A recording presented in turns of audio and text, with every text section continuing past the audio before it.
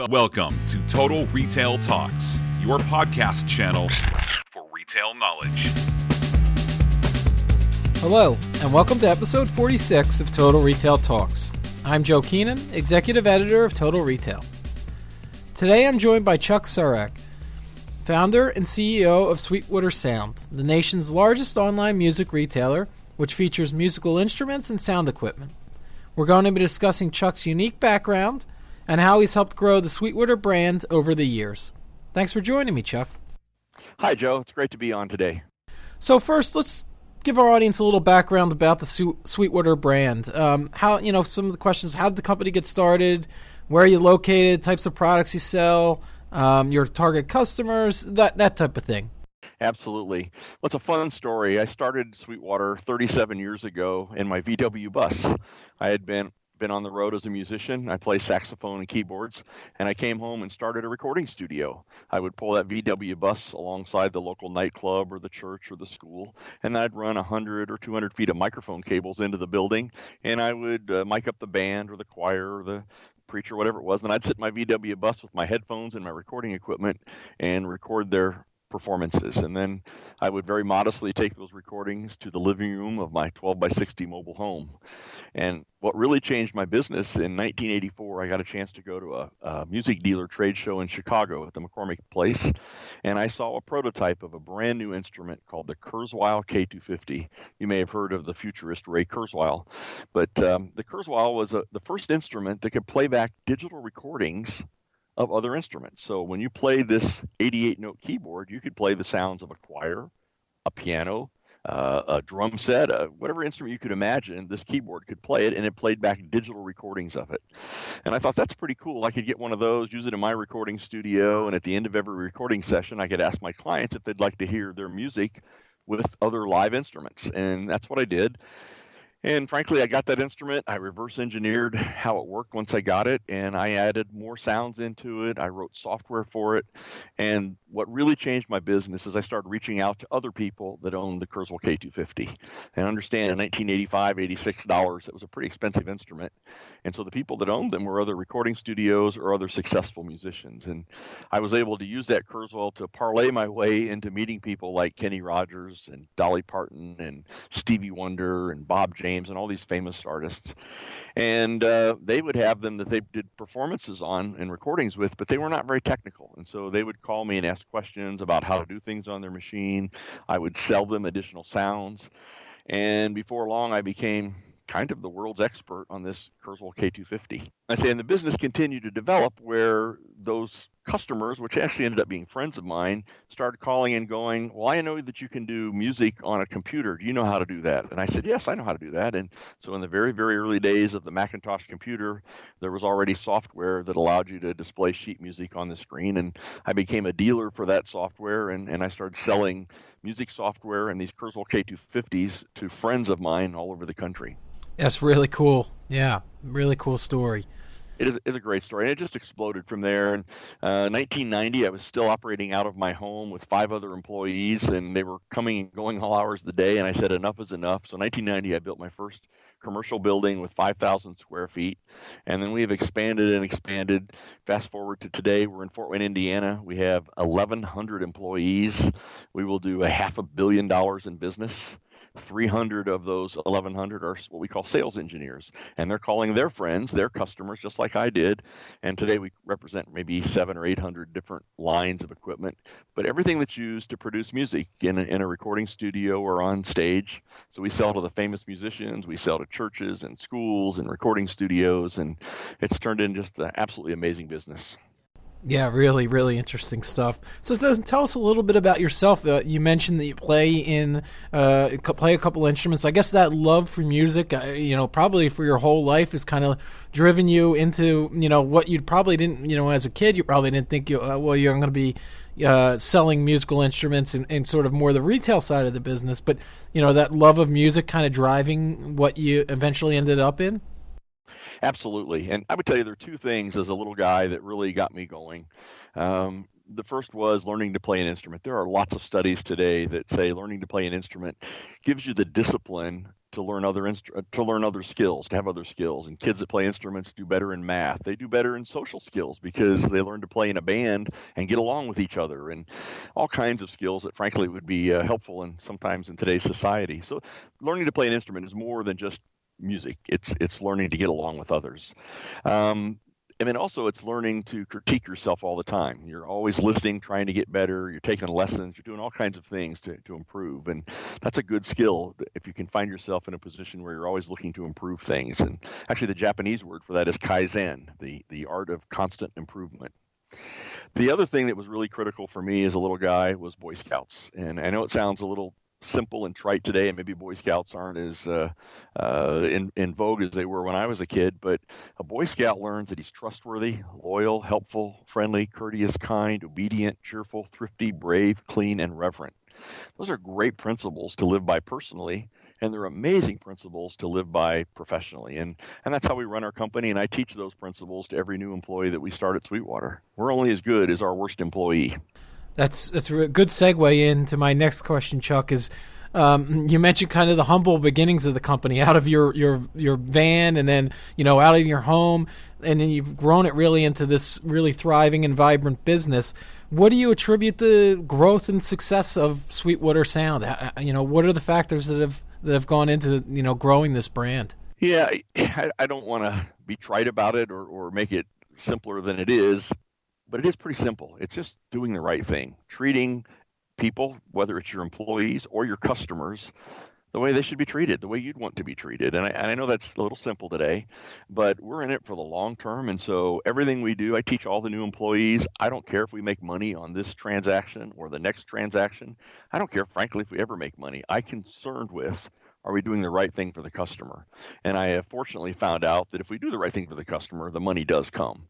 But that's our big deal, is just always do the right thing. I've empowered all of my people to do whatever they need to do to make sure the customer is taken care of. Yeah, it's a great, philosophy and principle to live by. It'd be a good thing if more and more retailers adopted that kind of model for their businesses. Next question is, tell us about some of the things that you're currently working on. I saw in the notes you're building a 3,000-seat concert and events venue at your company headquarters. Maybe tell us a little bit about that and some of the other things that you're doing. That's really interesting stuff. Yeah, we have a lot of fun things going on here. I do believe that I need to treat my employees well. If you don't treat your employees well, if you don't treat them great, which, by the way, they're all friends and they're family, and we've grown up as a family together. But if you don't treat them great, how in the world would you expect them to treat your customers well? And they're going to reflect whatever you do to them. So we do lots of things in our building. If you came in here today, we have what's called a LEEDS certified building. LEED stands for Leadership in Energy and Environmental Design. We had one of the first buildings in the world that was a platinum LEEDS building. And that means that it's very comfortable to be in. It's beautiful space, but it's also a lot of daylight. Any employee can stand up and turn around and see the outside. There's carpet and paint on the walls. It doesn't smell like new carpet or new paint. That's actually not a good smell. That's a petroleum product that's leaching, the smells into your lungs. It's beautiful stone and wood, and all those things added up together get you this Leadership in Environmental Design Award. If you come in our building, we've got a full cafeteria. I hate to call it a cafeteria, but it's more of a country club style food, and we subsidize the prices for our employees and our guests. We have a fun gaming area where you can play pinball, ping pong, pool table, that sort of thing, and even a slide that goes from the second floor of our building down to our first floor. We have a 250-seat auditorium, and all of this is in our 150-acre campus, and it's about a 350,000 square foot building. And the thing you mentioned, we just opened up a 3,000-seat auditorium, or not really an auditorium, but a pavilion. And we've had a company meeting there, and we've had a couple concerts, and we hope to put together a whole series of concerts to give back to our community and share with the local people. Yeah, it's, the better you treat not only your customers, but it sounds like, that transcends to the employees. The more loyal they are, the better, the harder they're going to work for you. It seems that kind of principle at work. Yeah. Absolutely. I'm just curious about the auditorium or the venue that you've just created. Is that kind of local acts, and you get in to come in and play concerts, or how are you using that? Yeah, well, we just got it finished literally in the last 3 weeks, so we're still working on the scheduling. But no, we intend to bring even regional and national acts because of the business we do, we know all the big names. We deal with the big names, and they like buying equipment from us. And we'll get some of them to come to Fort Wayne and do some concerts for the community. Yeah, you'll make Fort Wayne the next music hotbed. You'll put that on the in the Nashvilles and the New Yorks and the LAs, and Fort Wayne, Indiana is the next one. I hope so. Interestingly enough, of the 1,100 employees we have here, more than half of them we've relocated to Fort Wayne. And a lot of people thought a business like this wouldn't work in Fort Wayne. It had to be in Nashville or LA or New York. But we would argue that it works really, really well here, and people like coming for the quality of life and affordable housing and all that sort of stuff. And kind of that into that vein, how has the internet then impacted your business? Obviously, you're able to then, sell and ship your products anywhere across the country, and you don't need that physical store presence with, the internet. Can you talk about that a little bit, Chuck?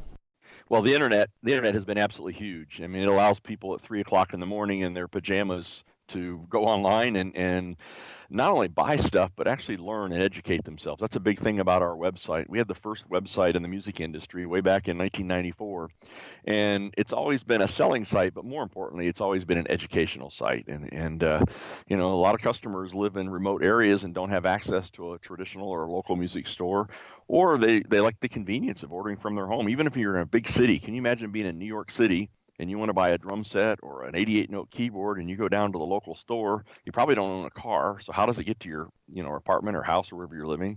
Where if you buy it from us, FedEx delivers it right to your door, sometimes right even into your house for you. And so it's really created the internet has just opened up the whole world to us. And then my final question, Chuck, is, do you have any advice that you would give our listeners who are either just starting out in the retail business or those who, may be looking to grow their brands and grow their careers? I absolutely do. The first thing, as I said before, I really believe it's important to do the right thing. And those are simple words. It's how you follow through on it. And I will tell you, sometimes it's expensive and it's painful, but I know long-term it's the right thing. If I have to replace a keyboard for a customer, and it's not even any fault of our own, but they just have had too many problems, or a guitar, I will do it because I want the customer. I'd much rather have the customer going, wow, that was a great experience, and rave about it, than have the customer upset with something. And we all know that referrals are how you live and die. And by treating people well, it's just the right thing to do. And it goes back to my Boy Scouts, being trustworthy, loyal, helpful, friendly, all that sort of stuff. Mm-hmm. And so that would be the first thing I would say, is absolutely just do the right thing. And you said this early on. It's a shame, or wouldn't it be great if a lot of other retail businesses had that level of customer service? When you do provide it, it separates you from most everybody else, because sadly today customer service is not good at a lot of places. And so when you provide a little bit of it, customers really, really notice it.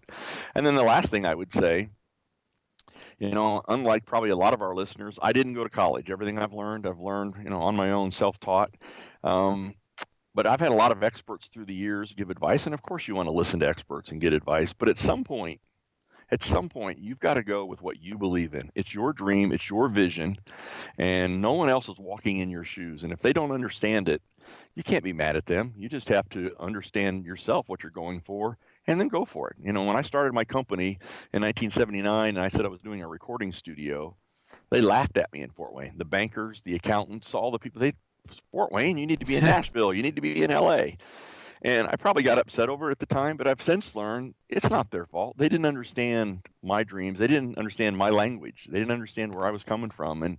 And I would just encourage, I'm not saying be irresponsible, but I would encourage people to, if they're serious about it, go with their gut and work really hard, and don't give up. Don't take no for an answer. And around here, I talk all the time that failure is not an option. It's just not. I just believe if you work harder, you'll find a way through it, a solution through it. And that's what I would encourage people. Do a great job for customers and never give up. Yeah, and do a great job for customers and always meet their expectations and even exceed their expectations. Absolutely. To give them that unbelievable experience. Then, especially in today's age of social media, and they're telling their friends and family about their great experiences that they're having with Sweetwater. I would imagine. Yeah, absolutely. One of the things we do, every order that goes out, and we don't tell customers this, although they quickly figure it out, but every order that goes out gets a package of candy from us, just a sweet little way of saying thank you. And after, 30 years of doing that, you couldn't believe the stories and the goodwill that's built, and the customers that tell other customers, can you believe it? They were just nice enough to give us extra candy. And it's just another way of saying thank you. Well, I really want to take this opportunity to thank Chuck Surack of Sweetwater Sound for really some interesting conversation here. Please check out our podcast channel page, mytotalretail.com/podcast for show notes. Total Retail Talks is available on iTunes and Stitcher. Make sure to subscribe on our podcast channel page as well. Lastly, please follow us on Twitter at mytotalretail or on our Facebook at facebook.com/mytotalretail. Thanks, and I look forward to you joining us on the next episode of Total Retail Talks.